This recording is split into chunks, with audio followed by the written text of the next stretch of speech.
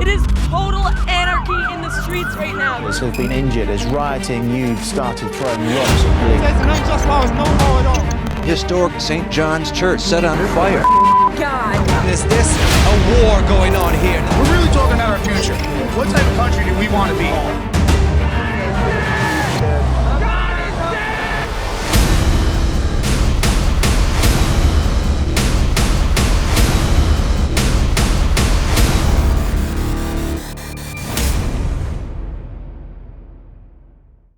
Hello and welcome to Holding the Line, America's Fight for Religious Freedom. Nate Kellum is the Chief Counsel for the Center for Religious Expression, which focuses exclusively on First Amendment issues. He's worked in this field for over 2 decades and advocated for clients who want the freedom to speak in front of an abortion clinic or have simply been told that the Bible on their desks needed to be removed. Nate and his team started the Center for Religious Expression in 2012 when they saw religious expression really under attack, when people just wanted to live out their faith in school or at work. And I asked Nate to educate us on the historical purpose of the Constitution. Well, it was written from a perspective of people who were accustomed to some religious persecution. And they were coming to a land where they wanted to avoid that. And so really that was on the forefront of their minds, is that they wanted to be able to have the freedom to express their faith and the freedom to believe.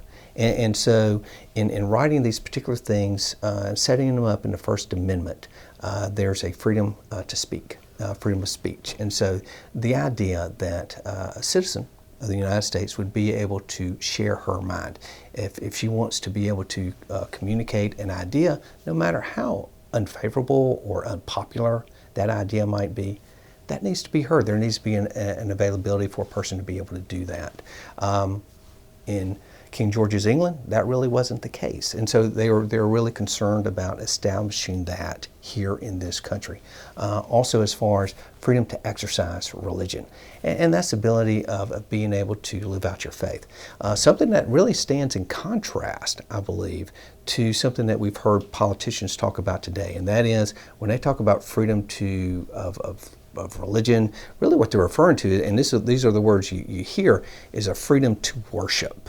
Well, that's different. That's different because the idea seems to be that, well, you can go on Sunday morning, go to a church building, and within reason, you can do whatever you want to do in there. The framers had something different in mind. Freedom to exercise religion meant that you exercise religion wherever you happen to be. Good to know. And vitally important that it be protected. Now, flash forward from 1780s to 1940s, and things begin to change. That freedom of expression begins to get challenged by a variety of Supreme Court attacks that have altered the original framers' meaning of the Constitution. One of them is Everson versus the Board of Education and the development of the Establishment Clause. Well, it's interesting where there's this idea. The Establishment Clause was really viewed very differently. At one point, and the original intent was that establishment is exactly what it meant, is that it would be improper for the state or the federal government to establish a certain religious, say that we all have to be Episcopal or we all have to be Lutheran, and enforce that on the people. That was a concern. That was a real concern. What has happened as far as the Supreme Court pronouncements on the Establishment Clause, I don't believe was ever envisioned by the framers. This suggestion of a separation of church and state. Now, there can certainly be certain contexts where you cannot have the state encroach upon what a church ought to be doing as far as interfering with the church's government, but not in the sense that you can't have religion mixed with public life. And there seems to be this thought that religion and public schools don't mix, that there's an issue, there's almost an allergic reaction that if it's religious, then surely it cannot be allowed. But that's not what the Constitution says, and that's really not what the framers had in mind. I don't think so either.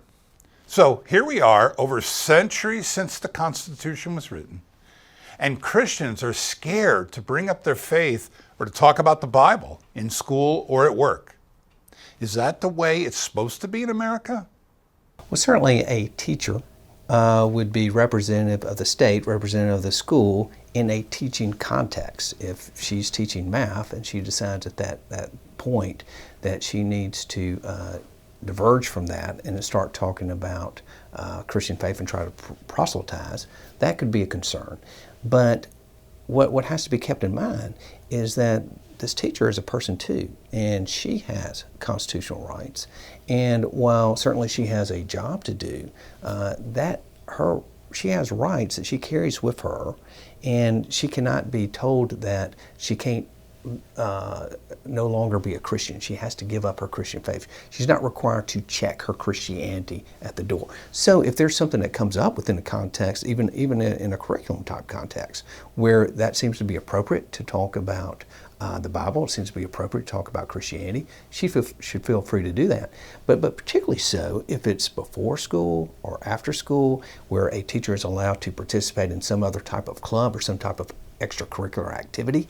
And she can participate in a ukulele club, if she could participate in a chess club, certainly she ought to be able to participate in a Bible club. Nate helped coach Ryan Smith, who we interviewed in another video, through his ordeal when he was told he couldn't baptize a player off school property after school. Nate has also defended another school case in Alusha Elementary in Bartlett, Tennessee. They had been having a Bible study there in their school for first and second graders when Freedom from Religion Foundation discovered it and started shouting. And here's Nate's perspective on it. They've been having a Bible study at Altria for several years, but they were starting a Bible study for the first and second graders, and which is, for a long time, it has been well established, it is perfectly constitutional. It's constitutional to have a student Bible club at a public school before the school begins or after the school begins. And also it is perfectly constitutional to have teachers participate in the Bible study because they're able to participate in other clubs, so surely they should be able to participate in a student Bible club as well. Supreme Court has ruled on this, pronounced it time after time after time, that this is constitutionally protected activity. Not only is it in the sense that it refutes the claim that it's unconstitutional because it's a violation of the Establishment Clause, but it has been established that the students have rights. They have a right. If they want to meet and discuss politics, if they want to meet and discuss sports, if they want to meet and discuss chess or ukulele or whatever they want to discuss during a club setting where the school allows for club settings, then they should be able to discuss the Bible as well. And also teachers should be able to participate in this because, again, this is not official school time. Just because the school pays them a check every other week, that doesn't mean that they can control what they believe or control what they do off their time. And so that's what was happening here, where there was a concern about what the teachers were doing and the fact that they were involved in this student Bible club. And what's particularly troubling about it is, once again, we see that it is the fruit of some work by Freedom from Religion Foundation, that they find out about it, they send a letter, and that's enough for the school district. They see that, and so they decide immediately to shut down the Bible club. People talk about, well, you can have a satanic club, or you can have some type of Muslim club, or you can have some type of club that perhaps a majority of the community would not really want to have at a school. But that's just constitutional freedom. This is the deal: is if you allow for free time for students to meet, and whether it be a satanic club or whether it be a Muslim club, or whether it be a Christian club, they ought to be able to do it. But the thing is, we haven't seen that much in the way of discrimination against satanic clubs. We haven't seen that much in the way of discrimination against Muslim clubs. But we have seen a lot as far as discrimination against Christian clubs. In 2001, the Supreme Court heard a case known as Good News Club versus Milford Central School, where the school denied an after-school Bible club access to the school property. The Supreme Court decided 6-3 in favor of the Good News Club, saying it could not be denied as long as the school offered its location to other clubs. However, that doesn't stop groups like Freedom from Religion Foundation from sending letters and telling schools that they are violating the First Amendment, even when the Supreme Court has already decided it is perfectly constitutional for schools to have Bible clubs.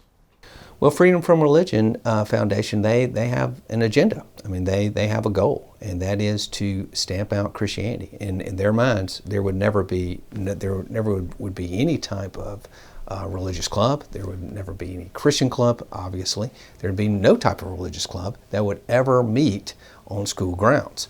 And so that's their agenda. And what they're able to do is through a letter, they send a letter to a school administrator, and the school administrator might or might not be familiar with constitutional law. Perhaps they are, perhaps they're not, but they know one thing for sure: they do not want to be sued. And so that's why those letters have such a huge impact, because you have this entity that says, we're going to sue you if you don't shut down the Bible club. And certainly the easiest thing to do at that moment is shut down the Bible club. So I'm not sure I can really explain it, but I do know that Freedom from Religion Foundation, although they don't have much in the way of constitutional backing, they don't have much in the way of Supreme Court precedent, they are very effective in bullying tactics. And that's what they've been able to do here. Another case that sprung up, in which Nate and the Center for Religious Expression was involved in, happened in Wisconsin and became known as the Jesus Lunches. Here's Nate to explain what happened. Jesus Lunch involves these terrific moms in Middleton, Wisconsin, who came up with this great idea where they wanted to reach out to high school students at Middleton High School there in Middleton, Wisconsin. And the way they're able to do that is there's a park that is close to the school, and the upper school students, they have the freedom, should they wish, to walk over to the park and have lunch. And so what these moms decided to do is why don't we provide some lunches for them? And they were very intentional about this. They wanted to do it as a ministry. And that's really where they ran into problems, because the superintendent did not like the fact that they were sharing the gospel along with the chicken. And so he tried to do something to shut it down. The city actually got involved, and they weren't in favor of it either. So they were thinking about, hey, maybe we need to classify this park as something other than a park. They've actually tried several different things, but we've been able to meet every claim. We've been able to meet every challenge to this lunch. And the reason is because it is perfectly constitutional. There's nothing wrong with it at all for them to share their views in a public place. And that's all they're doing here. It's not the school. They're doing it in a public park where they're sharing their views with people who are willing to listen. It appears that the city is still looking at ways, perhaps come up with some creative ways in which they can shut this down, but they haven't been able to do it thus far.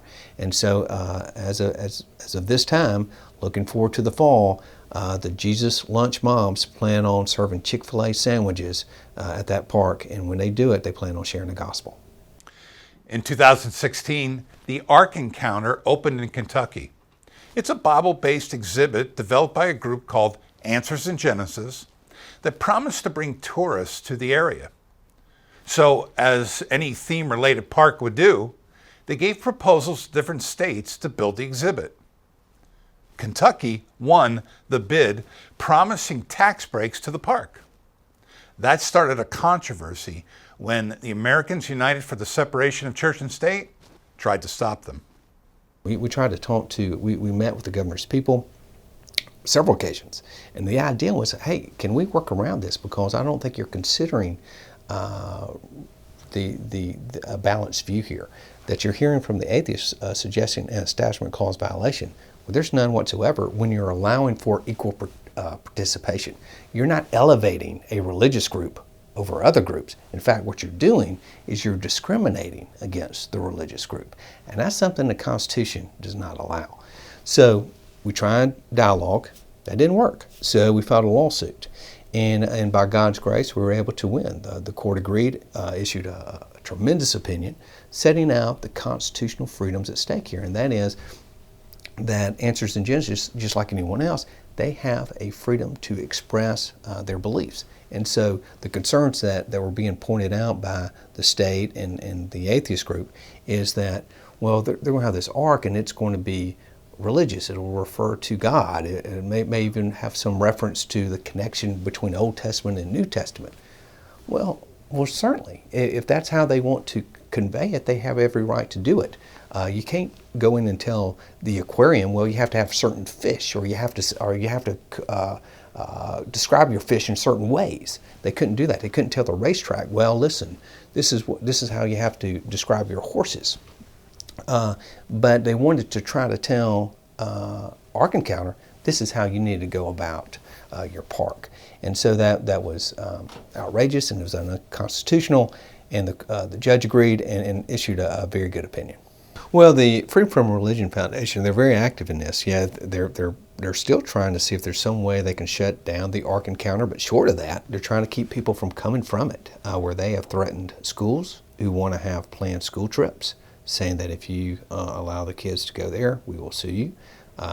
They've had this matter where there's this group who was planning to go, Christiansburg, and then they threatened to sue them.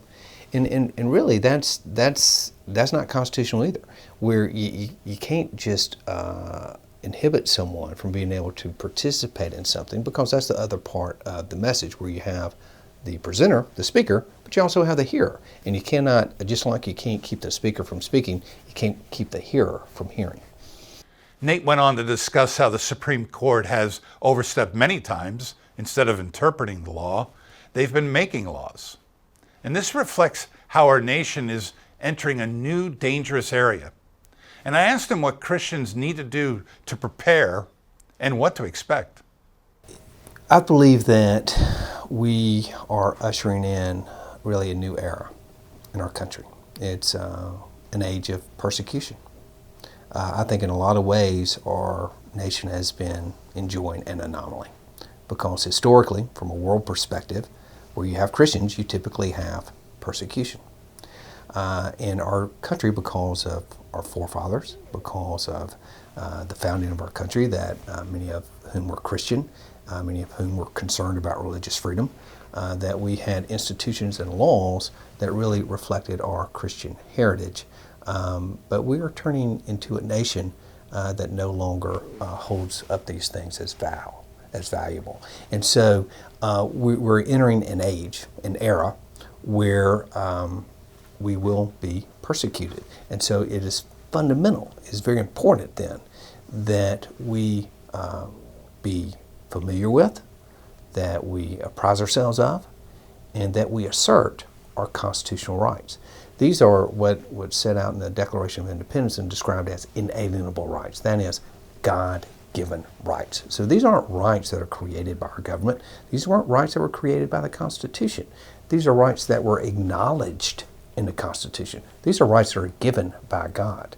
And so it's important that we don't give up on those. It's important that we assert those, because we're coming to a time where we need to be able to, if we're going to have any impact on the culture around us, we don't need to just hoard among ourselves as Christians and just say, hey, let's form our own society here. We need to interact with the culture around us, and in doing so, we need to make sure that we maintain our place at the table. This isn't something where we're trying to monopolize, and we're far from it now.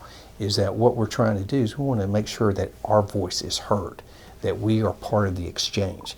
I think that too often we, as Christians, and I include myself on this, we're too comfortable in our pews. We're too comfortable with our own crowd. We're not engaged in the discussion. And what we see in the public university field, we see in journalism, we see in Hollywood, there's not much of a Christian influence because there are no Christians there. We need to be involved in the culture, and when we do, we need to insist that we do have an ability to be involved in the culture. Because a lot of people want to shut us out. A lot of people want to shout us down at times when we start expressing views that are contrary to the new cultural norms. Great stuff. Nate went on to say that Christians need to vote, to be involved in the political process, to run for office, to scrutinize those running for office, and to find out where they stand on issues. And of course, to support organizations like the Center for Religious Expression, who are on the front lines fighting for religious freedom against groups like the Freedom from Religion Foundation, who do nothing but stir up fear. I'm not sure the exact percentages that Freedom from Religion Foundation would have as far as their success is concerned. I do know that their success largely comes from one letter. They send a letter to a school administrator, they send a letter to a city council, and that's where they usually have their success. When it goes in court, they may win some, but they lose a lot. Because the reason is, once they get in court, then it's no longer just what they say about the Constitution, it's what the Constitution actually says. They usually use form letters, because I've seen them. I've seen them where they just sort of insert the city, they maybe insert some other additional personal information about people involved, and then that's it. And oftentimes they don't really even represent anyone. They just weigh in on it. They don't have a client, and yet the municipal entity or the school will just back down. Nate Kellum has done some amazing work at the Center for Religious Expression, and we appreciate the hour that he gave to us. In the meantime, the fight continues, and you need to be informed. Follow us on Facebook, Twitter, and subscribe to our YouTube channel, and like this video to see more content coming your way. You can also read my book, Holding the Line, America's Fight for Religious Freedom, available on Amazon. Thanks for joining me. Keep holding the line.